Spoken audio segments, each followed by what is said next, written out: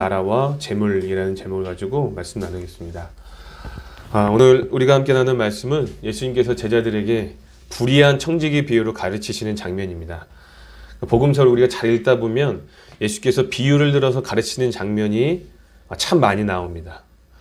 근데 여러분, 이 비유라는 것은 상대방에게 가르치고자 하는 것을 좀 더 잘 이해할 수 있도록 도와주는 문학 방식입니다. 말 그대로 이 비유라는 것은요, 이해를 돕기 위한 문학 방식이지 말하고자 하는 핵심 내용은 아니라는 거예요. 그런데 우리가 성경을 읽다 보면 어떤 비유에 집중한 나머지 예수님께서 말씀하시고자 하시는 핵심 메시지를 놓칠 때가 참 많은 것 같아요.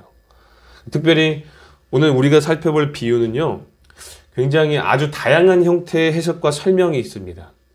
그래서 아주 어려운 본문이기도 해요. 그래서 이 비유에 집중하다 보면 예수님이 말씀하시고자 하는 핵심을 놓칠 수가 있어요. 그렇기 때문에 우리가 함께 우리 본문을 확인해 볼 건데, 비유가 아니라 예수님이 진정으로 말씀하시는 것이 무엇인지 한번 그 메시지에 함께 집중해 볼 수 있기를 바랍니다. 자, 이제 본문을 통하여서 예수님이 말씀하신 불의한 청지기의 비유를 한번 확인해 보도록 하겠습니다. 우리 1절과 2절 말씀 한번 읽어볼까요? 1절과 2절입니다. 시작. 또한 제자들에게 이르시되 어떤 부자에게 청지기가 있는데 그가 주인의 소유를 낭비한다는 말이 그 주인에게 들린지라. 주인이 그를 불러 이르되 내가 내게 대하여 들은 이 말이 어찌 됨이냐. 내가 보던 일을 세마라. 청지기 직무를 계속하지 못하리라 하니. 아멘. 여러분, 청지기라는 사람은요, 주인의 소유를 맡아서 관리하는 사람이죠. 그러나 이 본문에 기록된 청지기는 주인의 소유를 어떻게 했습니까? 자기 마음대로 낭비했습니다. 낭비란 무슨 뜻입니까? 재물이나 소유를 허비하거나 탕진하는 것을 말합니다. 아마도 이 청지기는 이 주인의 것을 횡령하거나 부실 경영으로 인해서 이 주인의 재산을 축내는 것으로 생각되어져요. 오늘날로 들면 공금을 자기 마음대로 물 쓰듯이 한 것처럼 보입니다. 자, 그러다가 이 주인에게 이 비리 사실이 걸린 거지요. 여러분들 같으면 어떻게 하시겠습니까? 저 같으면 손해배상을 청구하고 바로 이렇게 구속시킬 것 같은데, 주인은 굉장히 너그럽습니다. 한 번 더 기회를 주고 있죠. 주인이 청지에게 말합니다. 너에 대한 소문을 이미 들었다. 정말로 그 소문이 사실인지 네가 보던 일 한번 셈하여 보자.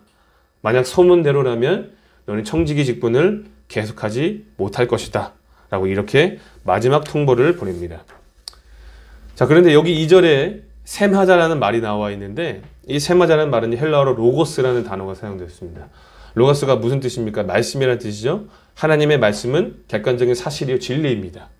그러니까 셈하자라는 말은 그동안 네가 내 소유를 가지고 어떻게 일했는지 논리적으로 한번 말해 보아라. 사실 그대로 한번 논리적으로 한번 확인해 보자라는 뜻이겠죠. 자, 그러니까 이 셈하는 날은 청지기 입장에서는 무슨 날이에요?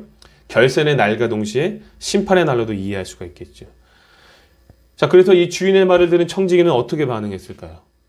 이 비리 행각이 이미 드러났기 때문에 자기의 자리를 지키기가 쉽지 않다라고 생각했을 것입니다. 그래서 그는 정신을 차리고 냉정하게 속으로 생각하죠. 3절 한번 볼까요? 3절 보시면 청지기가 속으로 이르되 주인이 내 직분을 빼앗으니 내가 무엇을 할까? 땅을 파자니 힘이 없고 빌어먹자니 부끄럽구나. 지금 어떤 상황인 것 같아요? 청지기는 지금 자신의 처지를 정확하게 파악하고 있습니다. 그렇죠? 상황 판단을 아주 잘하고 있는 거예요. 어떻게 하면 좋을까?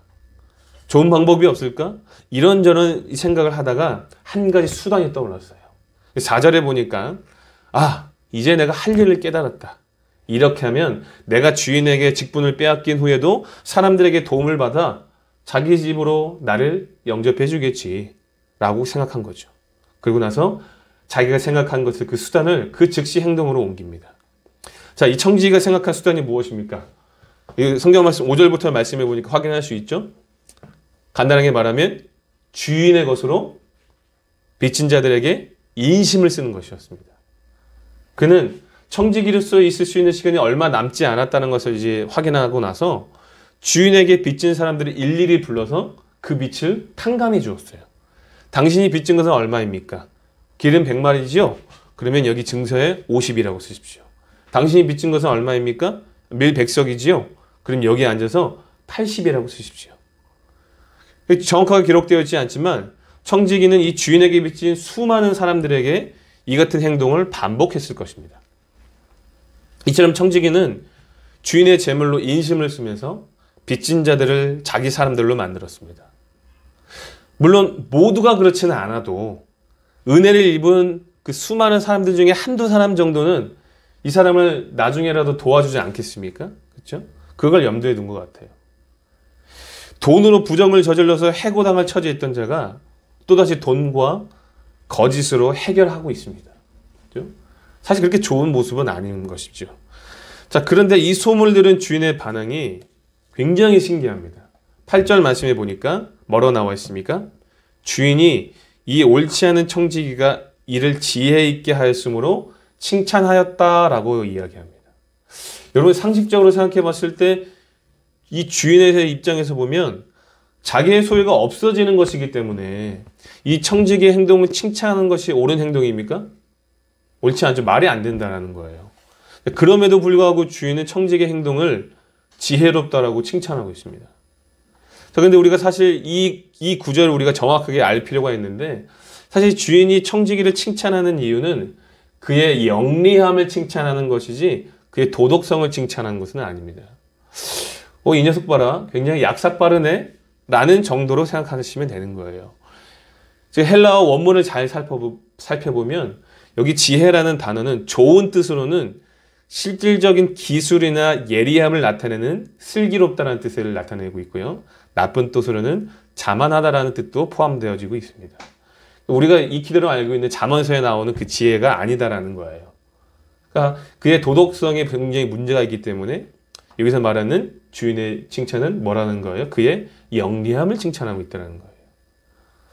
자, 그렇다면 여기까지가 비유의 전체적인 내용인데 예수님께서는 이 비유를 제자들에게 왜 말씀하셨을까요? 우리가 예수님께서 이 비유를 제자들에게 말씀하신 그 이유를 알아야 되지 않겠습니까? 우리 8절 말씀을 다시 한번 잘 살펴보면 이 불의한 청지기 비유가 끝남과 동시에 예수님께서 이 비유를 말씀하신 이유를 설명하고 계십니다. 우리 8절 말씀 한번 읽어볼까요? 8절입니다. 시작. 주인이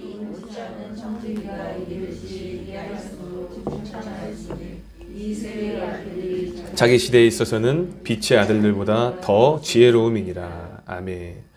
자, 여기서 이 세대의 아들들과 자기 시대라는 말은요, 현재를 살아가는 악한 세대의 사람들과 돈, 말 그대로 만몬을 지칭합니다.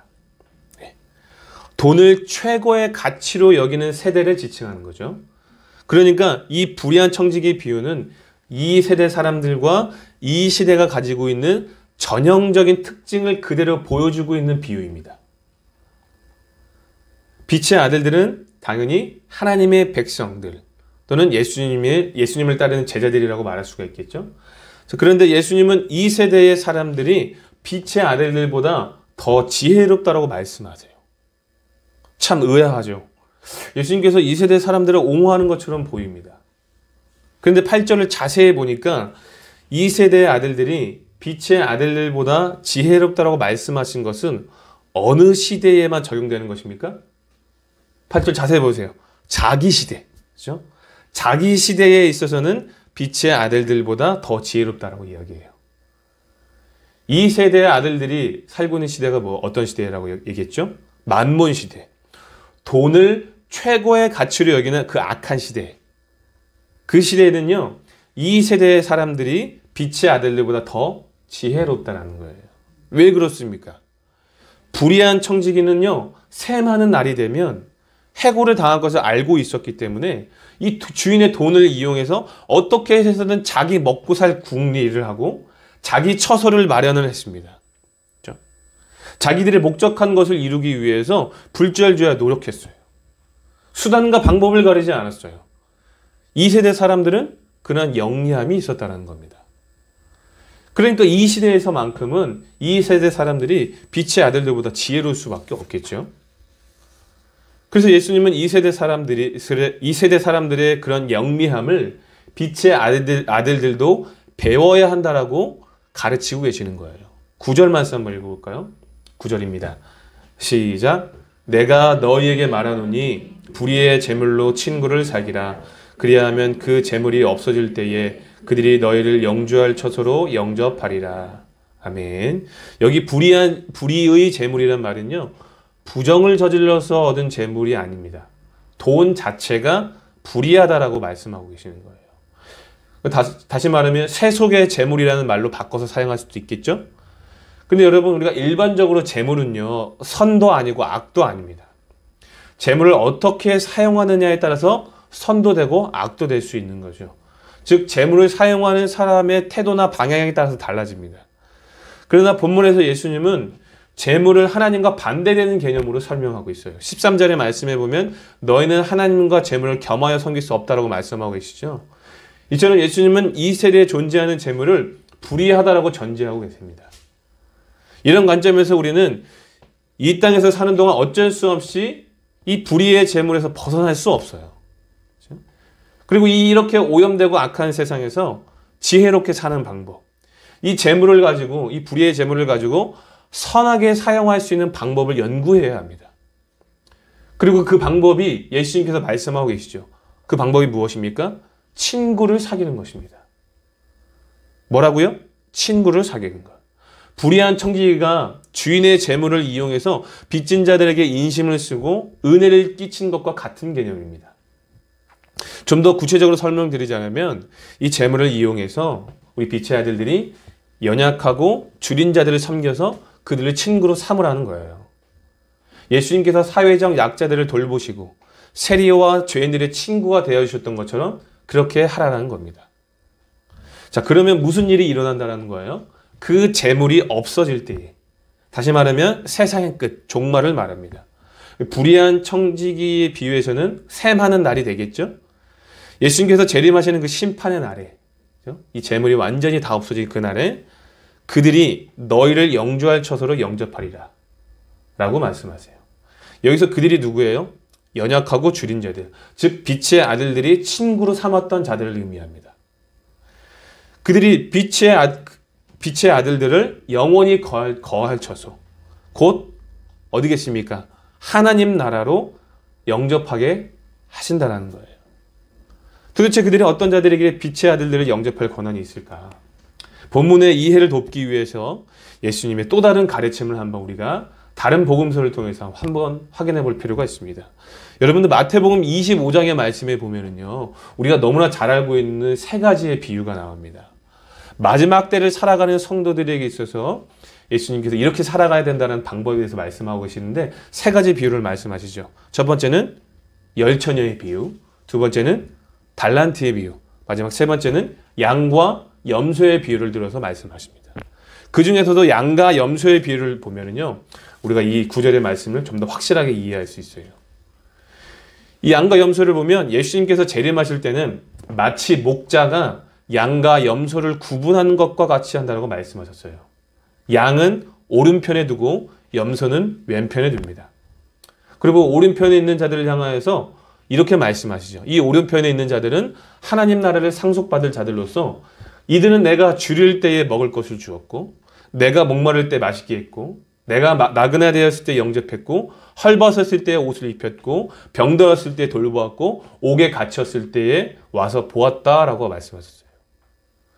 그래서 이 말을 들은 의인들이 궁금해서 이야기를 하죠. 주여, 우리가 어느 때에 주께서 줄인 것을 보고서 음식을 대접했고 마시게 했으며 언제 영접하고 옷을 입혔습니까? 궁금해서 물어보니까 그때 예수님께서 이렇게 말씀하십니다. 내가 진실로 진실로 너에게 이르노니 너희가 여기 내 형제 중에 지극히 작은 자 하나에게 한 것이 곧 내게 한 것이니라 라고 말씀하십니다. 그리고 반대편에 있는 자들에게는 어떻게 말씀하십니까? 내가 진실로 너에게 이르노니 이 자극히 작은 자 하나에게 하지 아니한 것이 곧 내게 하지 아니한 것이니라. 이 말씀을 하시면서 의인들은 영생에 들어가게 하시고 왼편에 있는 자들은, 염소의 자리에 있는 자들은 영벌에 처하게 하십니다. 이러한 결과는 단순히 그들이 사회적 약자들을 도왔기 때문만은 아닙니다. 그들이 하나님 나라에 들어갈 수 있었던 근본적인 원인은 어떤 도덕적인 행위가 아니라 믿음이에요. 당연하겠죠? 믿음은요, 행위가 따라옵니다. 행위가 없는 믿음은 죽은 것이다라고 우리가 계속해서 배워가고 있죠. 하나님의 백성으로서 이웃사랑을 실천한 믿음의 순종이다라는 거예요. 그래서 제가 방금 언급해드린 마태복음 25장은요. 의인들이 사회적 약자들을 어떻게 섬겼는지에 대한 행위를 기록하고 있지만 사실 예수님은 그들의 믿음을 보시고 하나님 나라에 들어가게 하신 거예요. 그러니까 그들의 행위는요. 믿음에 근거한 행위를 나열하고 있는 거예요. 그러니까 이제 9절에 기록된 말씀이 무슨 의미인지 아시겠죠? 그렇죠? 9절에 기록된 말씀이 무슨 의미인지 아시겠죠?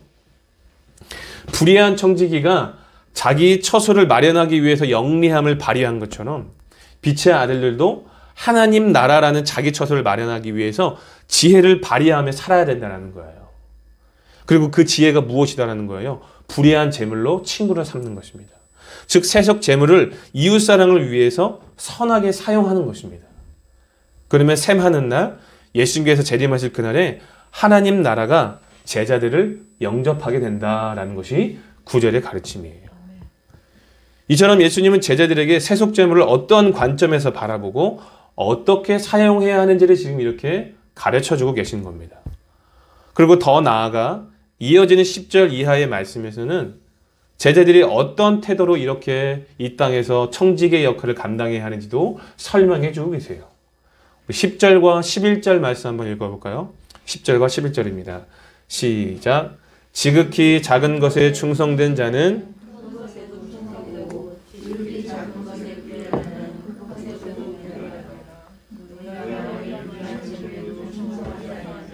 누가 참된 것으로 너희에게 맡기겠느냐. 아멘.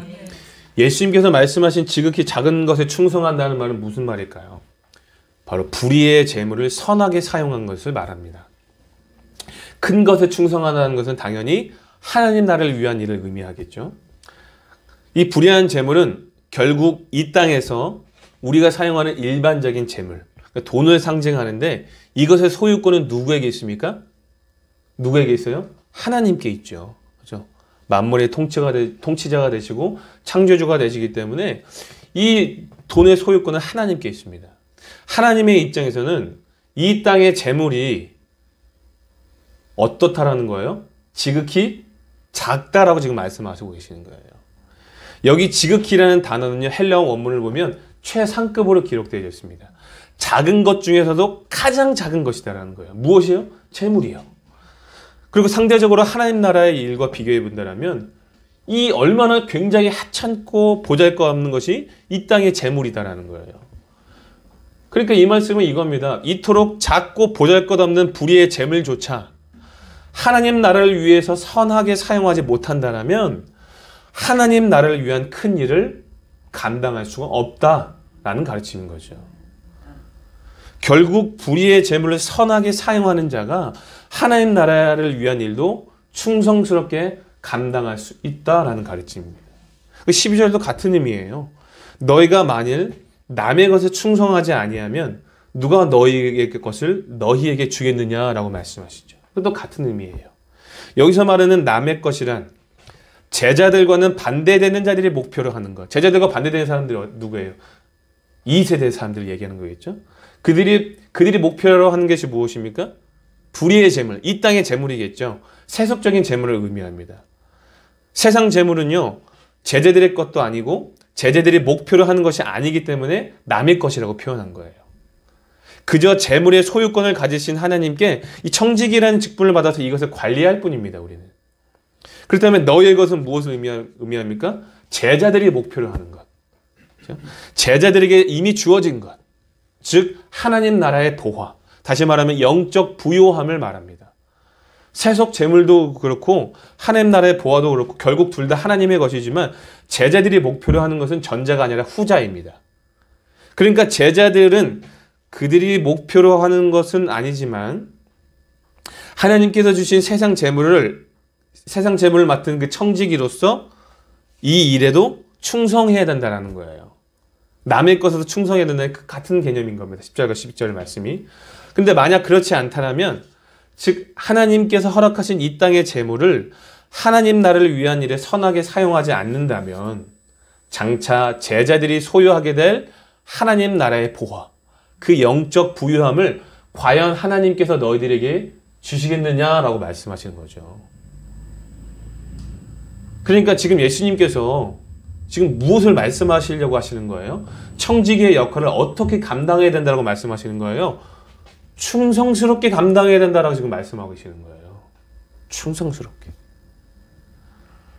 불의한 청지기처럼 낭비하지 말고, 괜히 쓸데없는 일 함부로 낭비하지 말고, 이웃사랑을 위한 일에, 하나님 나라를 위한 일에 최선을 다해서 그리고 충성스럽게 감당해야 된다라고 지금 말씀하고 계시는 거예요. 어떠한 자세로 감당해야 하느냐, 이것을 말씀하고 계신 거죠.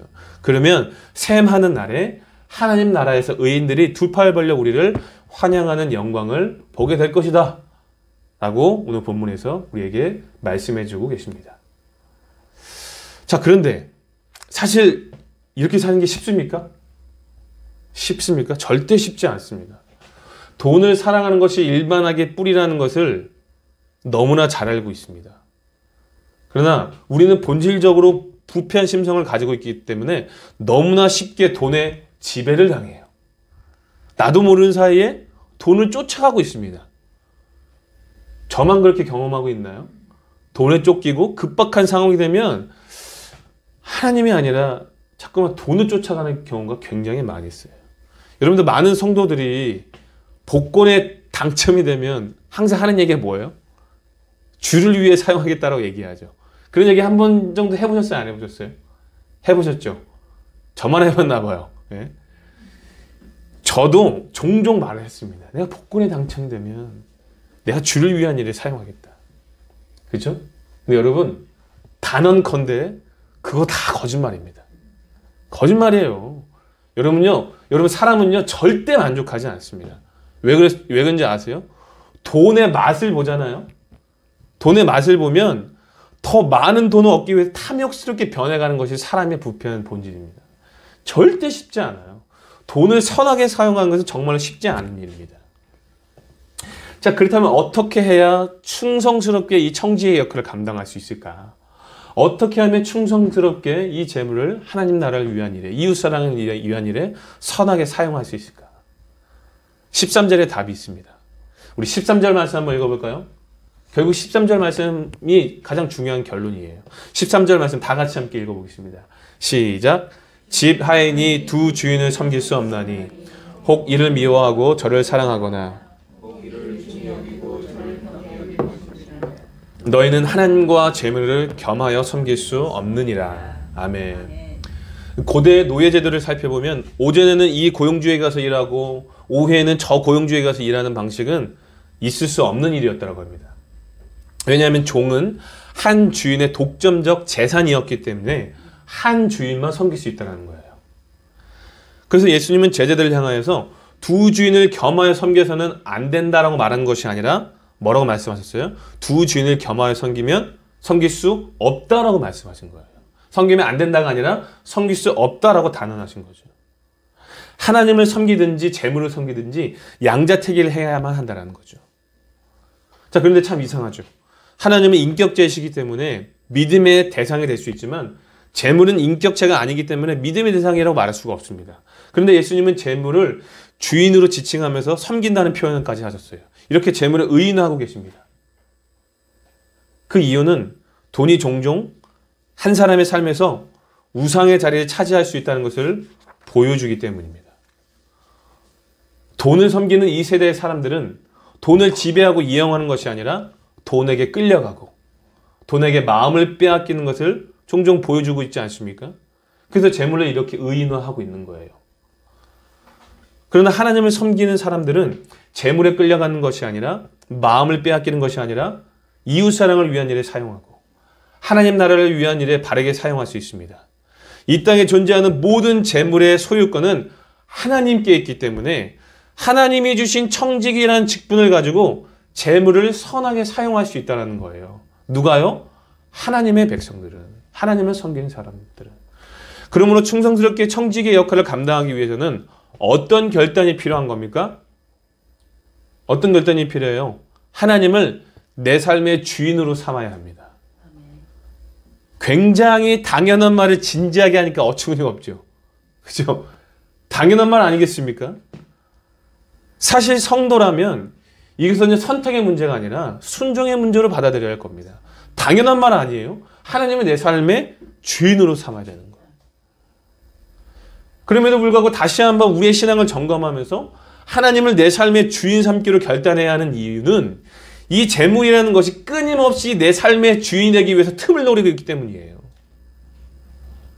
우리는 이 틈을 열어주면 안 됩니다. 내어주면 안 돼요. 끊임없이 우리의 신앙을 점검하면서 하나님을 내 삶의 주인으로 모셔야 됩니다. 말로만 하는 것이 아니라 계속해서 우리의 삶을 점검해야 돼요. 그러면서 그와 함께 어떤 작업이 필요합니까? 하나님을 주인 삼기로 결정했다면 하나님과 겸하여 섬기려고 했었던 그 재물을 종속시키는 작업을 해야 합니다. 어떻게 해야 되나고요? 종속시키는 작업. 하나님을 주인 삼기로 결정했다는 것은 하나님께 재물을 사용할 수 있는 청지기의 직분을 받았다는 것을 의미하죠. 그렇죠? 그러므로 반드시 재물을요, 우리의 발밑에 종속시키는 작업을 해야 합니다. 자꾸만 그것을 우상화하는 것이 아니라, 끌려가는 것이 아니라, 마음을 빼앗기는 것이 아니라, 우리의 발밑에 재물을 종속시키는 작업을 해야 돼요. 우리가 재물을 사용한다는 거죠. 우리가 재물의 주인이 된다는 거죠. 청지기의 직분으로서. 그래서 돈을 모으고 관리하고 사용하는 우리의 태도를 늘 점검해 보는 것이 필요해요. 과연 우리가 이 청지기의 직분을 감당하고 있는가? 충성스럽게 이 사명을 감당하고 있는가? 이 사명을 감당하기 위한 점검이 뭐다라는 거예요? 우리가 돈을 어떻게 모으고 어떻게 관리하고 어떻게 사용하고 있는가? 그리고 우리의 태도를 늘 점검해 보아야 된다는 거죠. 뿐만 아니라 하나님께 돈 문제로 기도할 것이 아니라 돈을 문제 삼지 않게 해달라고 기도해야 합니다. 아무도 아멘 안 하시네요. 네. 저는 이거 굉장히 제가 준비하면서 굉장히 중요한 부분이라고 저는 생각했어요. 돈 문제로 기도할 것이 아니라 돈을 문제 삼지 않게 해달라고 기도하는 거예요. 이것이 진짜 중요한 것 같아요. 사랑하는 성도 여러분, 성도님들은 지금 하나님이 맡기신 재물을 정말 충성스럽게 사용하고 계십니까? 그 불의의 재물로 친구를 삼고 계십니까? 그 재물을 이웃을 섬기고 하나님 나라를 위한 일에 사용하고 계십니까? 다시 한번 우리 신앙을 점검하고 함께 결단할 수 있길 바랍니다. 성도는 절대 두 주인을 겸하여 섬길 수가 없습니다. 하나님만이 우리가 섬겨야 할 유일한 분이십니다. 이제 말씀을 마치겠습니다. 사랑하는 성도 여러분, 부디 예수님의 가르침을 따라 하나님만을 섬길 수 있기를 바랍니다. 여러분, 예수님이 이 말씀 왜 제자들에게 하셨는지 아세요? 사실 여러분들 성경 말씀에 보면요, 오늘 본문 16장은요 15장과 연결되어 있습니다. 연결되어 있는 같은 장면이다라는 거예요. 근데 사실 이 현장 가운데 제자들만 있었던 게 아니에요. 15장 1절 말씀에 보면 모든 세리와 죄인들이 말씀을 들으러 가까이 나와왔고 바리새인과 서기관들이 수군거렸다는 것을 봤을 때 그 현장 가운데 제자들과 함께 누가 있었다는 거예요? 세리와 죄인들이 있었다는 거예요. 15장 2절의 말씀에 보니까 바리새인과 서기관들이 수군거린 내용이 저가 왜 죄인을 영접하고 음식을 같이 먹는가라는 거예요. 음식을 먹는 식사 자리에서 예수님의 가르침이 시작된 거죠. 15장과 16장으로 이어지고 있는 거예요. 그러니까 제자들이 함께 있는 자리에 누가 있었다는 거예요? 죄인들도 있었고 세리들도 있었고 바리새인들도 있었다는 거예요. 그러니까 이 말씀이 제자들을 향한 가르침과 동시에 그 자리에 함께 있었던 돈을 사랑하는 세리들, 그죠? 17절에 또 17절에도 나와, 14절에도 나와 있죠. 16장 14절에도 바리새인들은 돈을 좋아하는 자들이라 이 모든 것을 듣고 비웃거나이라고 이야기하고 있죠. 제자들을 향한 가르침 이면에 그 자리에 함께 있었던 세리와 바리새인들을 향한 어떤 말씀이다라는 거예요? 복음 메시지다라는 거예요. 복음 메시지. 하나님만 섬겨야 된다는 거예요. 오늘 우리가 세리가 되지 않도록, 바리새인들이 되지 않도록 늘 점검하면서 하나님만을 섬길 수 있어야 된다는 거예요. 사랑하는 성도 여러분, 오늘 예수님의 가르침을 따라 하나님만을 섬길 수 있기를 바랍니다. 지극히 작은 일에 충성할 수 있기를 바랍니다. 그래서 하나님 나라를 위한 큰 일도 맡을 수 있는 복된 인생이 될 수 있기를 바랍니다. 그래서 장차 예수님께서 다시 오실 그날에 하나님 나라에서 의인들이 둘팔 벌려 환영하는 아름답고 복된 인생이 될 수 있기를 예수님의 이름으로 축복합니다. 아멘.